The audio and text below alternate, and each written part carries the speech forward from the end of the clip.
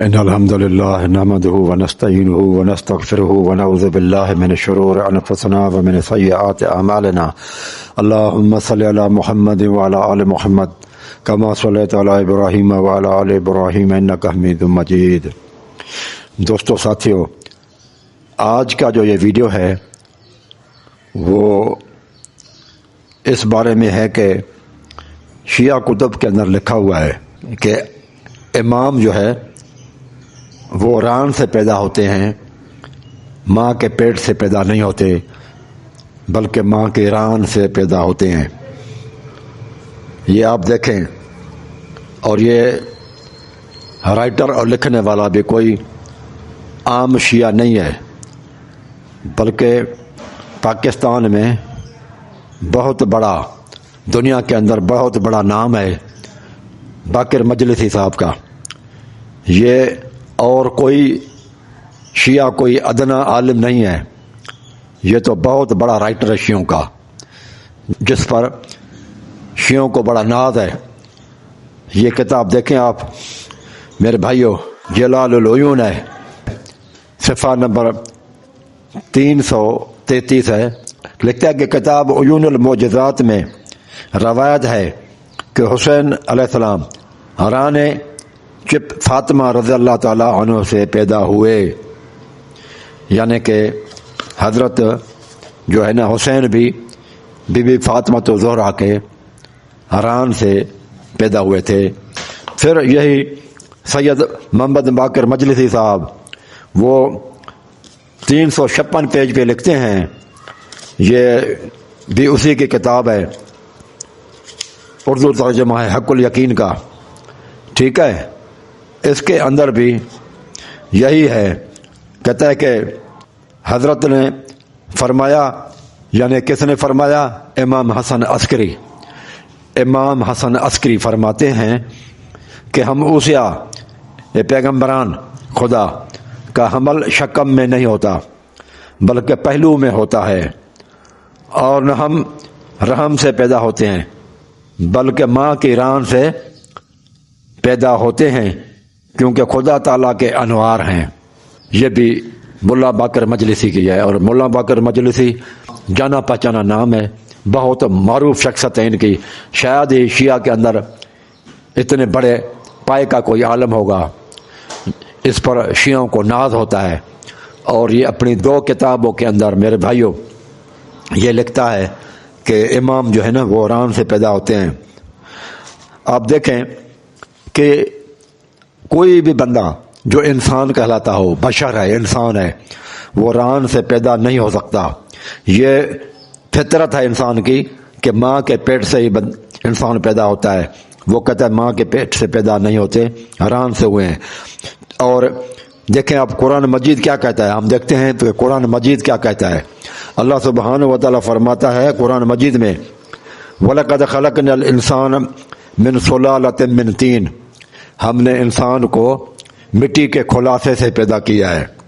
ثُمَّ جَعَلْنَاهُ نُطْفَةً فِي قَرَارٍ مَكِينٍ، پھر اس کے نطفے کو قرار پکڑایا، ٹھہرایا ہم نے، فی قرار مکین، ایسا مسکن، ایسی جگہ پر جو بہت ہی مضبوط ہے، بہت ہی محفوظ جگہ میں اس کو ہم نے ٹھہرایا، جو ہے نا نطفے کو.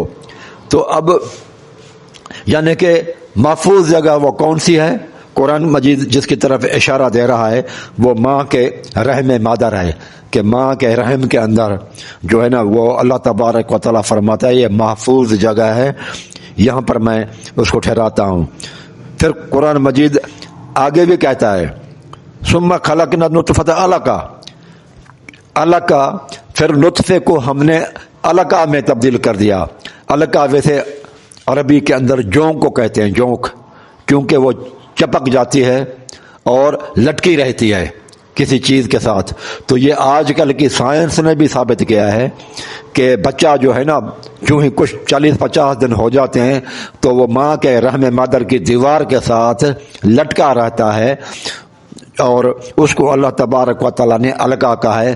جس طرح سے جونک جو ہے وہ چپک جاتی ہے اور پھر لٹک ہی رہتی ہے، بالکل اسی کی طرح مشابہت کی وجہ سے اللہ تعالیٰ نے بھی اس کو جو ہے نا، اس بچے کو جو شروعات میں بچہ ہوتا ہے جو ماں کے رحم کی دیواروں کے ساتھ چپکا رہتا ہے اور لٹکا رہتا ہے، اس کو اللہ تعالیٰ نے سورۃ مومنون اور یہ آیت نمبر 12 سے آپ 23 تک پڑھیں تو اللہ سبحانہ و تعالیٰ سورۃ مومنون کے اندر قرآن مجید کہتا ہے کہ یہ بچہ جو ہے نا ابتدائی دنوں کے اندر جونگ کی طرح ماں کے جو ہے نا رحم مادر کے اندر چپکا رہتا ہے اور لٹکا رہتا ہے، اس کو القا کہا گیا اللہ تبارک تعالیٰ نے کہ معلق ہوتا ہے، لٹکا ہوتا ہے، اور یہ بھی ہے کہ رحم مادر کے اندر محفوظ جگہ اللہ نے فرمایا قرار مکین، ہم نے اس کو ٹھہرایا نطفے کو محفوظ جگہ میں۔ اب مجھے بتاؤ کہ ایران کے اندر تو محفوظ جگہ کوئی ہے ہی نہیں کہ کس طرح سے یہاں ٹھہرایا جائے گا، اس کے اندر تو وہ ساری کچھ مشینری ہے ہی نہیں، سارے عضلات جو ریکوائرڈ ہیں بچے کے پیدائش کے لیے وہ تو ہے ہی نہیں، تو یہ کس طرح سے پیدا ہو سکتا ہے؟ اور وہ قرآن مجید تو یہ بھی کہتا ہے کہ ماں کے پیٹ میں رہتا ہے بچہ اور وہ 9 مہینے کے بعد پھر اور کچھ دنوں کے بعد وہ پھر پیدا ہوتا ہے۔ اگر آپ کہتے ہیں کہ نہیں ران سے ہی پیدا ہوا ہے جیسا یہ شیعہ علماء کا عقیدہ ہے، تو میرے بھائیوں تو جب ران تو سوج جائے گی، بچہ بڑا ہوتا جائے گا، ران سوج جائے گی، صاف ظاہر ایک ران تو جو ہے بہت سوج جائے جس میں بچہ پیدا ہو رہا ہے، اور دوسری ران وہ جو ہے نا اپنی پوزیشن میں رہے تو یہ ایک آکورڈ لگے گی، وہ دوسری ران کے ساتھ بچہ جو ہے نا رگڑ کھاتا رہے گا، عورت کو تو بہت تکلیف ہوگی، بہت تکلیف ہوگی۔ اور اگر آپ سمجھتے ہیں کہ نہیں ہمارے امام انسان ہیں اور انسانوں کی طرح پیدا ہوتے ہیں، تو یہ مانو کہ ران سے پیدا ہونا پھر غیر فطری طریقہ ہے۔ قرآن مجید کہتا ہے کہ میں نطفے سے پیدا کرتا ہوں، اور مجھے یہ بتاؤ کہ ران میں آپ نطفہ کیسے لٹکائیں گے؟ ران کے اندر تو ہے ہی نہیں، کچھ عضوات ہی نہیں ہیں، وہ سارا سامان ہی نہیں ہے بچے کے پیدا ہونے کے لیے۔ تو یہ ساری کی ساری بے عقلی کی دلیل ہیں جو کہ عقل کے بھی خلاف، طب یعنی کہ میڈیکل سائنس کے بھی خلاف، اور یہ قرآن مجید کے بھی خلاف ہے۔ عورت کی ران تھائی جو ہے نا، یہ بچہ کوئی بھی اسے پیدا نہیں ہو سکتا، یہ قرار مکین کے بھی خلاف ہے، کیونکہ ران کے اندر ولادت کا نظام ہی موجود نہیں ہے۔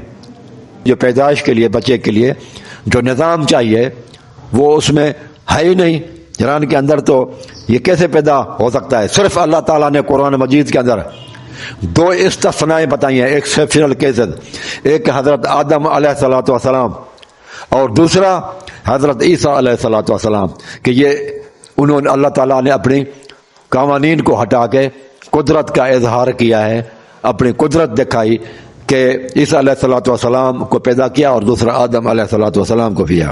اگر آپ کہیں گے رانوں سے پیدا ہوتے ہیں امام، تو اماموں کی مائیں وہ کامل انسان نہیں بنیں گی، پھر یہ ان کے اوپر عیب آ جائے گا، انسانی بناوٹ کے حساب سے یہ پھر عیب ہوگا، وہ ایک تھائی جو ہے بہت بڑی سوج جائے گی، بہت موٹی ہو جائے گی، اور اس میں جسمانی نقص عیب اور غیر فطرتی ساخت ہے، یہ فطرت انسانی کے ہی خلاف ہے۔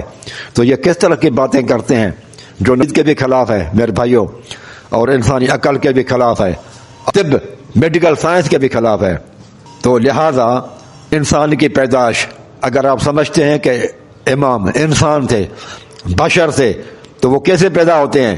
وہ تو ماں کا انڈا اور باپ کی جو ہے اسپرم یعنی کہ منی کا قطرہ جب ملتا ہے تو پھر وہ بچہ پیدا ہوتا ہے۔ یہ انسان جو ہے نا اس طرح سے ہے، ماں کا انڈا جو ہے نا وہ بیچا دانی کے ہوتا ہے، بچہ دانی کے اندر ہوتا ہے، ماں کے رحم میں ہوتا ہے، باہر ران کے اندر نہیں ہوتا، تو اسپرم وہاں پر باپ کے کیسے پہنچیں گے؟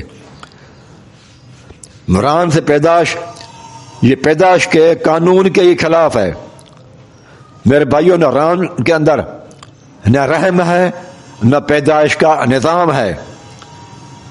اور یہ بھی سوچیں آپ کہ انسان ماں باپ کی میلاب سے پیدا ہوتا ہے میرے بھائی۔ قرآن تو کہتا ہے خلق الانسان من علق، سورۃ علق ہے، اور آیت نمبر 1 اور 2 ہے کہ انسان کو جوں کی طرح جو ہے نا مولک جو رہتی ہے چیز الگ سے پیدا کیا ہے. مولک چیز یعنی جوں کی طرح جو چیز لٹکی ہوتی ہے. مجھے بتاؤ اگر وہ ران کے اندر کوئی چیز لٹکی رہے تو آپ وہ عورتیں وہ خواتین کام کیسے کریں گی اور اٹھیں گی بیٹھیں گی کیسے, پھر غسل وغیرہ وہ کس طرح سے کریں گی. تو یہ باتیں جو ہے یہ اتنی بے عقلی کی ہیں. اندازہ لگاؤ کہ یہ جو ہے نا ہمارے شیعہ بھائیوں کا یہ عقیدہ ہے اور وہ کہتے ہیں کہ یہ اس طرح کی یہ چیزیں ہیں. تو میرے بھائیوں یہ بہت ہی بے عقلی کی دلیل ہے. اس سے زیادہ اور بے عقلی کی کون سی بات ہو. لہذا آپ سوچیں ان پر. اس طرح کی باتیں ہیں جو غلط ہیں, اس لیے کیونکہ یہ عقل کے ہی خلاف ہیں. تو آپ اندازہ لگائیں شیعہ علماء کتنے بے عقلی اور بے پکی باتیں کرتے ہیں. تو یہی وجہ ہے کہ بے عقلوں سے اماموں نے شادیاں ہی کرنی چھوڑ دی تھیں. جو امام تھے وہ پھر اس وقت کیونکہ شیعہ ایسے کام کرتے ہیں جو عقل کے ہی خلاف ہیں, ان کا مثل عقل کے بھی خلاف, قرآن مجید کے بھی خلاف. تو پھر کیا کیا انہوں نے اماموں نے, امام یہ کوشش کرتے تھے کہ شادیاں جو ہے نا وہ شیعوں سے نہ کریں بلکہ کہاں سے کریں. انہوں نے شیعوں سے تو شادیاں نہیں کی, آزاد عورتوں سے. اس کے مقابلے میں انہوں نے لونڈیوں سے شادیاں کرنا پسند کیا کہ لونڈی آ جائے تو ٹھیک ہے. مثلا آپ دیکھیں حضرت امام حسین نے شہر بانو جو تھی بنت یزدجرد بن شہریار جو ایران کا بادشاہ تھا, اس کی بیٹی جو کنیز بن کر آئی تھی, ٹھیک ہے, اور لونڈی تھی, اس سے شادی کرنا پسند کیا لیکن کسی شیعہ سے شادی کرنے کی پسند نہیں کی کیونکہ ان کی باتیں عقل کے خلاف ہوتی ہیں. شیعوں کی باتیں عقل کے معیار سے ہٹکی ہوتی ہیں, جیسے میں نے آپ کو مثال بھی دیا. تو یہ سوچیں نا آپ کہ آخرکار آزاد عورتوں کے مقابلے میں لونڈیوں کو پریفر کیا ہے اماموں نے, اہمیت دی ہے, وجہ کیا ہے. اس کے بعد دیکھیں موسیٰ کاظم ابو ابراہیم موسیٰ بن جعفر, ٹھیک ہے, یہ کتاب احتجاج جو تبریزی ہے اور یہ جلد نمبر 2 ہے. اس کا صفحہ نمبر 137 پہ لکھا ہوا ہے کہ موسیٰ کاظم امہ جاریہ, اس کی ماں بھی جاریہ تھی یعنی لونڈی تھی. اسمہا امیدہ بی بی ان کا نام تھا, یعنی کہ لونڈیوں سے شادیاں کی ہیں اماموں نے, شیعہ اماموں نے, بنسبت آزاد عورتیں جو شیعہ سے ملے ان کو انہوں نے اہمیت نہیں دی. تو یہ سوچنے کی بات ہے کہ کیوں, اس لیے کہ بے وقوفوں سے کوئی بھی شادی کرنا پسند نہیں کرتا, اور بے وقوف بھی ایسے جو جن کے عقائد قرآن حدیث کے خلاف ہوں. اسی طرح سے پھر وہ کہتا ہے امام موسیٰ رضا ابو الحسن علی بن موسیٰ رضا امہ جاریہ, اس کی اماں بھی لونڈی تھی. اسمہا نجمہ بی بی اس کا نام تھا, اور ان سے انہوں نے شادی کی تھی, اس کی جو ہے نا والد صاحب نے. اور امام موسیٰ رضا کا جو ہے نا اماں وہ بھی لونڈی تھی. پھر دیکھیں ابو جعفر محمد بن علی امام تقی جو ہے نا, اس کی امہ جاریہ, اس کی اماں بھی لونڈی تھی, نام اسمہا, اس کا نام تھا خیزران. میرے بھائیو یہ میری باتیں نہیں ہیں, یہ آپ شیعہ کی کتاب احتجاج تبریزی میں اور بہت ساری اور کتابوں کے اندر بھی یہ چیز لکھی ہوئی ہے کہ اماموں نے لونڈیوں سے شادیاں کی اور آزاد عورتوں جو شیعہ سے تھی تو ان سے نہیں کی. تو تھوڑا سوچیں اس کا مطلب کہ شیعہ میں مسلک میں کوئی ایسی تو گڑبڑ تھی نا لوگوں میں کہ وہ ان کو اہمیت نہیں دیتے تھے. اسی طرح سے ابو الحسن علی بن محمد الامین یعنی امام نقی, ان کی اماں بھی امہ جاریہ, اس کی اماں جو ہے نا وہ بھی جاریہ تھی یعنی کہ لونڈی تھی. اسمہا اس کا نام تھا سوسن نام تھا اس کا. اس طرح سے پھر امام حسن عسکری, اس کی امہ جاریہ, اس کا جو ہے نا ماں وہ بھی ایک لونڈی تھی. اسمہا اس کا نام تھا سمانہ, جو ہے نا سمانہ بھی نام تھا اس کا. آپ اندازہ لگائیں.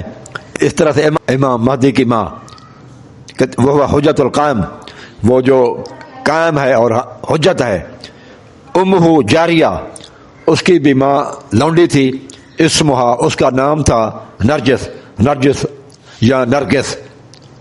تو یہ حقیقت میں نرجسی مسئلہ کا ہے، جو ہے نا، جو صحابہ کو بھی نہیں مانتا، قرآن مجید کو بھی نہیں مانتا، اور یہ صرف اماموں نے بھی ان کو جو ہے نا اس وجہ سے ان کی اہمیت نہیں دی، اور جو غیر شیعہ تھے لونڈیاں تھیں اور ان سے جو ہے نا انہوں نے شادیاں کی. پھر یہ بھی عجیب معاملہ ہے کہ وہ لونڈیاں جو آتی تھیں جو کافر ہوتی تھی، پھر بعد میں مسلم بن کے اور وہ پھر معصومین کو انہوں نے جنم دیا. یہ بھی عقیدہ عجیب طرح کا ہے کہ لونڈیاں تھیں جو کافراں تھیں پہلے، پھر وہ جو ہی اسلام لے آئیں تو پھر وہ معصومہ بھی بن گئیں، اور ان سے جو پیدا ہوئے بچے وہ بھی امام بنے اور وہ معصوم بنے. تو یہ بھی ایک عجیب طرح کا جو ہے نا یہ سوال ہے کہ یہ کس طرح کا ان لوگوں کا عقیدہ ہے.